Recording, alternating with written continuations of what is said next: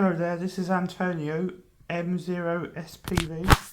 I just want to show you my home-built desktop computer. It's 2018 now, March 2018. I built this about November, December 2012, so it's over 5 years old already, and it's still going strong. Now when you look at the front of it, you might think this is quite old. Most notably I've got a 5-inch floppy drive. 5¼ inch. I mean, you don't even see 3½ inch nowadays.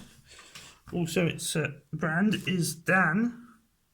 Now, it says Intel inside Celeron. Now, this is an old. So where the floppy drive was, I've got that in there, which is a card reader and the front USB 2 socket.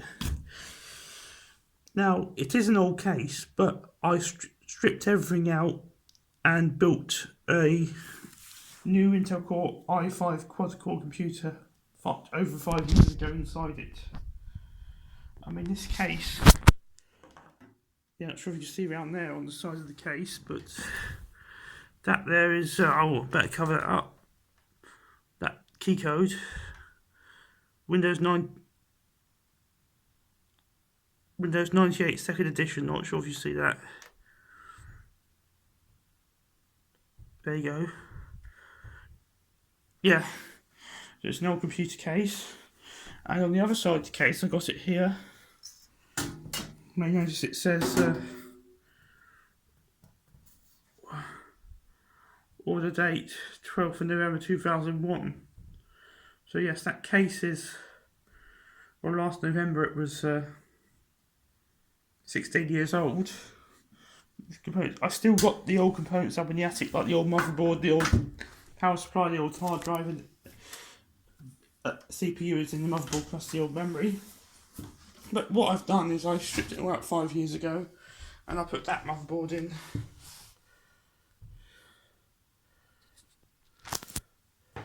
That's a gigabyte, I believe it is.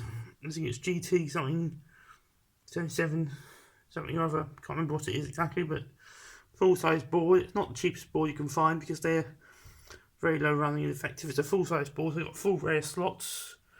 You see there, I've got 2 PCI slots or something using there. That's a Wi-Fi card I put in. Now I did actually put a really old Wi-Fi card, actually, an old, really old Netgear. In fact, it's so old that you cannot get drivers to run it on Windows 7. But we got Windows 7 dual boot with a Linux Mint on here. And so I can only run this in Linux.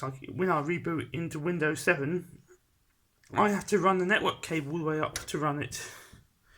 I mean, I could fix that quite easy if I wanted to, but I rarely run Windows, I don't need to.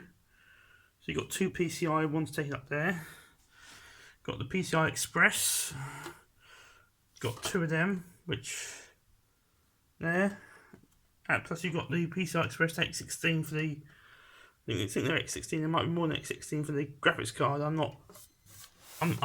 been into networking more recently, so I'm, not up to date on this stuff. The power supply unit, that's 700 watt one. It's the old, back of the old 5¼ inch floppy drive. It's an Epson. It's a SATA DVD-ROM DVD rewriter. SATA 3½ inch. Now, when you're building them, if you're going to buy a hard drive, check not only the capacity but also the speed. That's 7,200 RPM, rotations per minute. The cheaper ones can be 5,400, which means although you can store maybe a lot of data on them, they might be very, very slow. Now, down here, you may wonder, how do I plug into... You may notice there's no floppy ports on the motherboard. I'm not sure you can see the connections on the motherboard. So, how do I plug the 5¼ inch floppy in? That can be a problem. And I searched for quite a lot of solutions for a long time. I really did. Looked at all sorts of possibilities, and the simple answer, from my experience, would be a floppy drive controller that will fit into a PCI or PCI Express slot. Yeah, the oldest thing I got on is a PCI slot, and it's got a spare one there. I wouldn't even have to lose that to get it going. But unfortunately, I can't find a PCI floppy disk controller at all. You can get ISA ones, but this board is too modern to have ISA slots. You get PCI IDE controllers as well, I believe, but you can't get PCI floppy drive controllers. So there's only one solution to that. I looked around for a long time. Other than getting a different motherboard, I got this thing from Germany. It's about £100 odd. So we can see that board there. It's called Kyroflux. Kyroflux is made by a university in Germany. That little board there. You see, you've got a floppy cable in there, and what it does is it's got a USB, essentially a USB floppy drive controller that runs onto USB. And so the only downside with that is you can't access the floppy drive in the operating system. You can only image them and then access the image, which is a bit of a pain. But yeah, I'm not sure I can see. See, that's a USB cable there.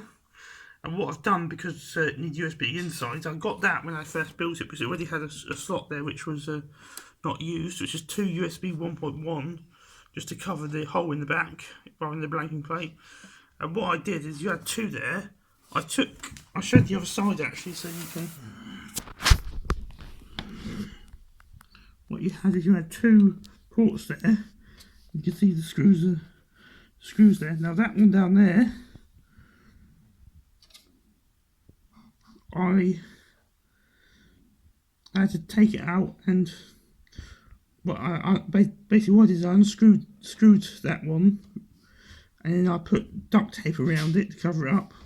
And then what I did with that was, on the inside I took it out and we got it here. That's it's got a USB cable, and then that goes to the Kyroflux down there. And of course it plugged into a Moldex from the power supply there. And that's my computer. Yes, it's looks really, really old from the outside. In a way, at 5 years old, it is still old, but it's good speed. It runs several virtual machines, no problem. Does everything I need to do. Now the graphics card, I did have dual monitors set up.